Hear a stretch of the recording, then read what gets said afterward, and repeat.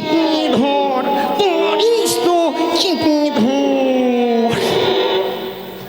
ওর তো বাঁচাইতে হবে, কি করিয়ে বাঁচানো যায়? ও বুঝোই দিচ্ছে, না পারিস তো কিছু কিছু ছাড়, না পারিস তো কিছু কিছু ছাড়, না পারিস তো কিছু কিছু ছাড়। না সে ও বাবা, আমরা গান গাইতে গেছি উত্তর দিনাজপুর টুঙ্গি দিঘি, ওই জয়ন্ত বাওয়ালি আছে না, বাচ্চা ছেলে গান গায়। ওরে কপাল, ও তো আসর তো মাথায় দেশে, ওই জায়গা আমাদের গান পড়েছে। তার আগের দিন আমরা চলে গেছি দূরের রাস্তা, তো ওই জায়গায় ওই কমিটির যিনি ক্যাশিয়ার, ও তার এক বন্ধু বাউল গানের দল করেছে, বাউল গান। তার নাম কি দেশে জানেন? জানো? তিন তেরা দাস বাউল। হে বাপের জীবনে আপনারা শোনেন, আপনারা শুনেছেন রাধাকৃষ্ণ বাউল সম্প্রদায়, হরিচাঁদ গুরুচাঁদ বাউল সম্প্রদায়, মঙ্গলচণ্ডী বাউল সম্প্রদায়, তারপরে জয়গুরু বাউল সম্প্রদায়। তা তিন তেরা দাস বাউল মনে হয় আপনারা শোনেন নাই কোনো জায়গায়। আমি ছুটিয়ে গেছি, পরের দিন গান কিনা আগের দিন উঠে পড়ছি, যা বলছি দাদা শোনেন আগাই আসেন। আর উনি আগাই এসে বলছি, দাদা আপনাদের দলের নাম কি প্রচার হচ্ছে, তিন তেরা দাস কেন? কয় দাদা এ ভয়ের কিছু নাই। আমি বলছি এ তো নাম বাবার জীবনে শুনি নাই। কয় শোনো নাই তাই শোনো। তা বলছি কেন? কয় শোনো, আমরা দল করেছি তিন তেরা মিলে। তা একজন হচ্ছে সামান্য তেরা, দ্বিতীয়জন হচ্ছে ওর থেকে একটু উন্নত পর্যায়ের তেরা, আর আমি হচ্ছে জাত তেরা। ওই তিন তেরা মিলে দল করিছে। বাবা দলে এমন কিছু নাই যে নাই, যা নাই তাও আছে। ঢোল আছে, কাশি আছে, বেহালা আছে, সারেন্দি আছে, হারমোনিয়াম আছে, অর্গান আছে, টুংটুঙ্গি আছে, ডুগডুগি আছে, তারপরে এক তারা আছে, দুই তারা আছে, আবার ওরা তিন তেরা। 18-20 জন হয়ে গেছে। এখন ওই গান তিনটে থেকে ওরা দল বল নিয়ে ঠেলে উঠিছে। এখন প্রথম শিল্পী প্রথমে গান গাইছে ঘন্টা দুয়েক, আসরে প্রায় লোক হয়ে গেছে 15-20 হাজার।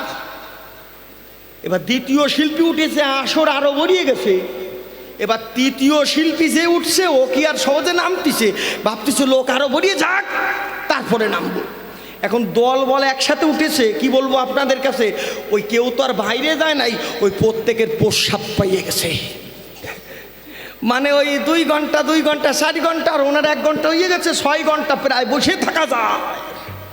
অতগুলো লোক এখন একজন আরেকজনকে ইশারা দিচ্ছে, এই এই আমরা গুরু ধরি বাজনা শিখছে, শিল্পী বোঝে না যে আমরা প্রস্রাব করবো।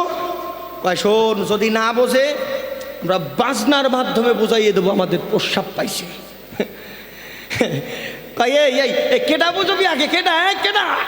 কয় কি শোন, তুই গত বছর 50 কেজি লাউ কাটে একতারা করছিস না, তো ডালকা এইরম কষা।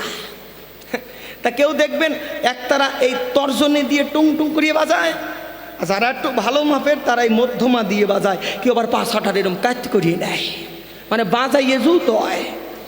সবাই করছে ভাই তোরে একতারাতে আগে বুঝোই দে আমাদের প্রস্রাব পাইছে, তারপর আমরা দেখে নেবো।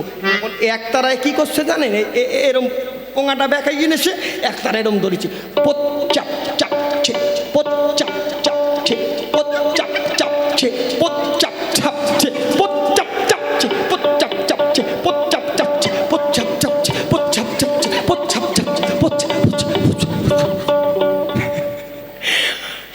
বাজাতে বাজাতে ওই বেটা হাঁপাইয়ে গেছে, তাও শিল্পী বোঝে না ওরা প্রস্রাব করবে। একজন আর কপাল ঘামিয়ে গেছে, চোখের কুড়া দিয়ে নাকের গড়া দিয়ে গড়তে গড়তে জাগা মতো নেটাইয়ে গেছে।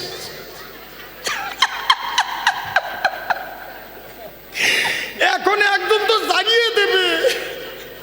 এখন বেহালা যে বাজায়, সারিন্দি বাজায়, ওরা চিন্তা করছে কোনো প্রকারে যদি ঝাড়িয়ে দেয় তাই তো বেকায়তে হবে।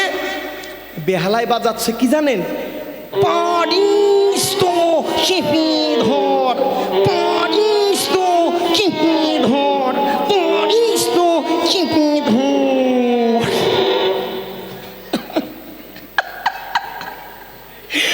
আমার কাছে বলুন দেখি, প্রস্রাবের বেগ 90 ডিগ্রির উপর উঠে গেলে আর সাপিয়ে ধরা যায় নাকি? তাও আবার সুগারে বেগ দিছে একজন, আর হাঁপাইয়ে গেছে, স্ট্রোক করবে। যে দোতারা বাজায় ও চিন্তা করে ওর তো বাঁচাইতে হবে, কি করিয়ে বাঁচানো যায় ও বুঝোই দিচ্ছে, না পারিস তো কিছু কিছু ছাড়, না পারিস তো কিছু কিছু ছাড়, না পারিস তো কিছু কিছু ছাড়, কিছু কিছু ছাড়, কিছু কিছু ছাড়, কিছু কিছু ছাড়। যেই ছাড়ার কথা কইছে উনি কি আর আসে, উনি ঝাড়িয়ে দেশে। ওই প্রস্রাব ঢেউ খেলতে খেলতে আর একজন আর পাশার তলায় যায়, নেটাই গিয়ে গেছে। উনি কয় আমি একা ভেদবো কেন, উনি কাক করে ছুড়িয়ে দিয়েছে, 2-4 জনের মুখ বুড়িয়ে গেছে।